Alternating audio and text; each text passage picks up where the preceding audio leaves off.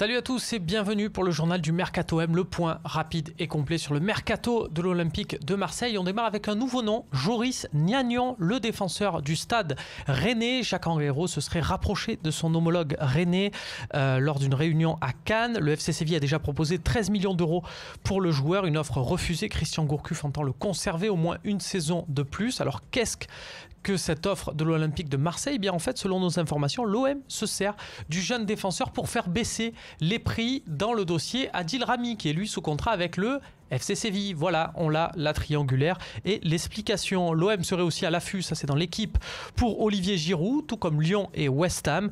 Rien de nouveau, j'ai envie de vous dire, sous le soleil. Un transfert qui pourrait se négocier à hauteur de 30 millions d'euros.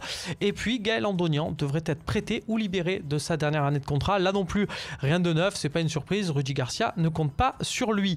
Au niveau de la concurrence et en Ligue 1, PSG et Lille seraient sur Thiago Maia, un milieu défensif. On rappelle que le Milan AC s'intéresse aussi au Brésilien, une pépite de football manager, mais surtout que l'OM n'a toujours pas le successeur de William Vainqueur dans ce registre de Regista, comme l'affectionne tout particulièrement Rudy Garcia.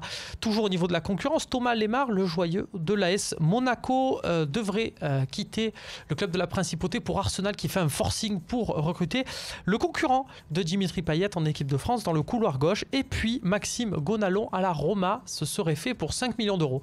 Comme quoi, hein, le football, parfois, c'est totalement fou. Au niveau européen, un nouveau club se positionne pour Kurt Zouma, qui, on le sait, est peut-être disponible en prêt, même si lui veut rester à Chelsea. C'est Crystal Palace, après Lyon, après Nice et après Everton. Crystal Palace qui avait déjà eu Mamadou Sakho de la même manière en défense centrale l'an dernier. Anthony Modeste, dont on ne parlait plus trop puisqu'il était partant pour la Chine, eh bien, faute d'un accord avec Cologne, le club chinois a refusé, a laissé tomber le dossier. On parlait d'un transfert de 35 millions d'euros.